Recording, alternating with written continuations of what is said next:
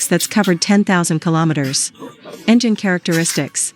This is blogger Chang's bike. Let's check the transmission case filter area. Chang's fans all know this. He doesn't ride gently. And his speed isn't low either. He often goes on long motorcycle trips. As for the transmission cover, this bearing is all covered in grime. Let's take a look at the belt. This is a Guangdong-made double-sided belt.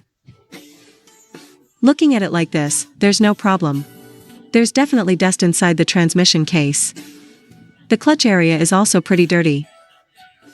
That's completely normal. After all, Chang has ridden over 10,000 kilometers. If the transmission was spotless when opened up, everyone would definitely say the mileage was faked. Let's check the wear on the front drive pulley. There's no obvious stepped wear. From the wear marks on this part, you can actually tell Chang's riding habits. The obvious wear is on the inner and outer sides here, which shows he accelerates pretty hard off the line, and rides at fairly high speeds. Let's look at the back side. There's quite a lot of dust here too. And that's just on the clutch. Let's take a look at this part. Here, everyone was asking whether these 10,000 plus km were real or not. Just look at how much dust there is. First, it shows he wasn't deliberately riding gently. Second, it shows that these 10,000 kilometers are genuine. Feeling it by hand, this part is still flat. The wear marks are definitely noticeable, according to what the blogger told us. He also rode a lot on unpaved roads, so the throttle would have been used pretty aggressively. All of this is from the belt. These bits worn off from the friction pads. So how should you maintain the transmission? If you ride aggressively, do it a bit earlier. If you don't ride aggressively, then you can clean it once every 10,000 to 20,000 kilometers. Now let's look at the roller weights. These roller weights are actually pretty wear resistant, because the whole teardown was live streamed. A lot of riders saw it happen live. These roller weights are still perfectly round. There's no section that's been worn flat yet. Let me rotate it around so you can all see. Riders of other models will know. After a certain mileage, the roller weights will get worn flat on one side at a certain spot. But the material used for these roller weights is really good. After 10,000 kilometers they've still kept their original shape. Barely anywhere at all. Let's check the crankshaft oil seal. No signs of oil leakage either. The whole inside is dry. There really is a lot of dust. This was a rare opportunity. Chang happened to pass by my place, and the two of us talked about whether to create some buzz. So we decided, why not tear down the engine? That way we'd both have content. He even posted a video asking for opinions. While he was still collecting opinions, I'd already pulled his engine out, so there was no room for him to back out. Okay, the magneto cover is off. Let's take a look inside, still very clean. No signs of the coils being scorched either. The coils all look completely normal. Now let's take a look at the comments section. Someone's bound to say, tearing down at 10,000 kilometers isn't enough. You should tear it down at 100,000 kilometers. This bike has only been out for a few months, so reaching 10,000 kilometers already is quite rare. 10,000 km still has real reference value. If certain parts already show we're at just 10,000 kilometers, how many more kilometers do you think it'll last? Right? So it does have reference value. Okay, let's look at the camshaft retainer cap. You can barely see anywhere on the camshaft's contact surface. Now let's take the camshaft off. The surface is also very smooth. Forget about wear. Even the usage marks are extremely light. Basically after these 10,000 kilometers, this steel lobe shows no wear marks at all. Only extremely light usage marks. Look at this valve lifter. You can't even tell it's been used for long. Now let's look at the cylinder. The VOGE SR450X uses an electroplated ceramic cylinder liner. Look how beautiful the cylinder surface is. Don't even hope to find wear on it. The honing crosshatch pattern is clearly visible. The cylinder surface is shiny bright. Can you all see any usage marks? Pretty hard to spot, right? So with wear this minimal after 10,000 kilometers. And it wasn't gentle riding either. Do you think this engine's internals can hold up? Now let's take a look at the piston. Let's check the coating on this piston. It uses a cast piston. This coating has barely changed at all. See for yourselves, right? Just extremely light usage marks all around. Is there anything else to check on this piston? Pretty clear to see, isn't it? The carbon buildup is normal. Even your own bike after a few thousand km would have this much carbon buildup too. From what we've seen so far, the wear after 10,000 kilometers is way below what you'd expect. Let's look at the one-way clutch.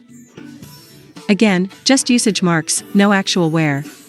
Since you've watched this far, if you like the video, give it a like. Fellow enthusiasts, this is just for reference. Don't interrupt him, okay? The oil pump chain is a toothed chain. Made by DRD. This is used pretty rarely. And there's no sign of it having stretched. The timing chain also hasn't stretched. The timing chain brand is also DRD. This is the same as the components used on my previous bike's engine. So don't worry about whether it's genuine or not. Its oil pump is a dual pump type, which is essentially like having two oil pumps. Alright, let's separate the case and take a look at the crankshaft and balance shaft. The inside of the case is also very clean, no burrs. The internal surfaces are also quite smooth. Let's look at the crankshaft, also normal. No wear. Let's check out the balance shaft. The balance shaft. I haven't mentioned before that it's forged. The balance shaft has no issues at all. It has a staggered gear tooth structure. Now let's look at the crankshaft. The crankshaft is also completely normal. Take a look at its contact surface with the bearing shell.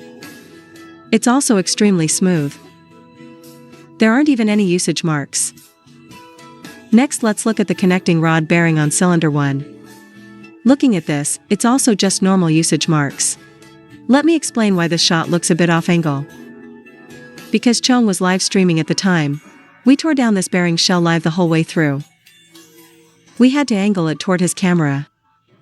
Let's check the reflection on the bearing shell, which shows the surface is very smooth.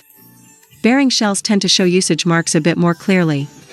Any engine with bearing shells will be like this.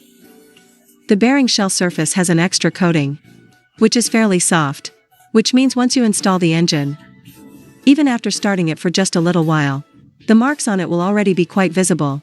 For this bearing shell, we mainly look at the reflectiveness. Some bearing shells have a zinc alloy coating. Some have a lead coating. They're all quite soft.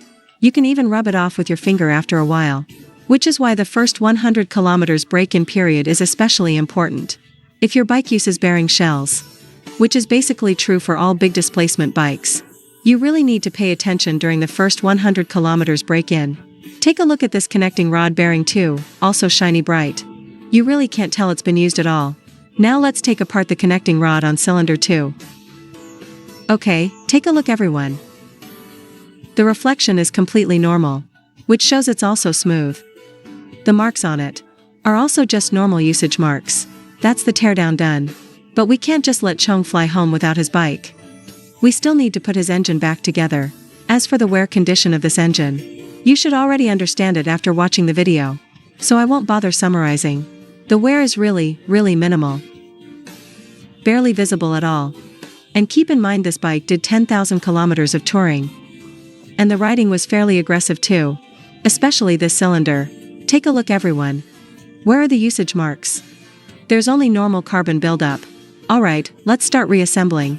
Apply assembly lube to the bearing shells. Then install the crankshaft. The teardown process was live streamed the whole way through. And I also live streamed part of the reassembly process. And this engine case was cleaned with an ultrasonic cleaner, though it wasn't really dirty to begin with. Let's live stream putting this engine together. Some fans said, give some precise guidance. And make sure Chong can't even get out of Lianyungang. Or have it break down halfway through his ride. I can't bring myself to do that. Or he'd definitely beat me up. The prank I had in mind for him, I dropped it. That way. Does Chong count as having shown his face in my video? Take a look at the top right corner, everyone. Just from this hairstyle you can instantly tell it's a person, right? Look, after he washed up. His bald spot is even shinier now. Turns out there's no wear marks. There's really no usage marks at all. Can't see any. These past few years Lonson has been improving incredibly fast. Especially their production line, which is very advanced. I've filmed a factory tour video of Lonson before. You can go check it out. Lonson's large displacement engine platforms are quite extensive too, and they're all built to be very reliable. Look at Lonson's 500 cubic centimeters engine. You'll hardly find repair shops that ever need to touch it. And also their inline 4 500 and 660, 800, and so on. You almost never see them break down.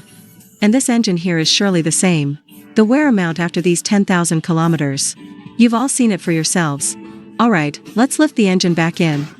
The coolant capacity is 1.3 liters. Then add the engine oil. If I forgot to add the oil, that'd be a real problem. He'd come find me halfway through his trip to beat me up. The oil we're using is the unbeatable factory original oil.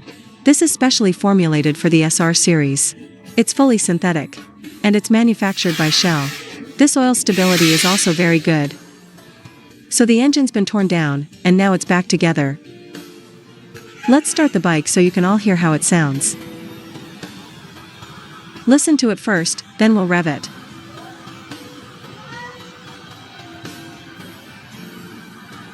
The sound still feels really smooth. No rattling noise. You can put on headphones to listen. Revving it up now.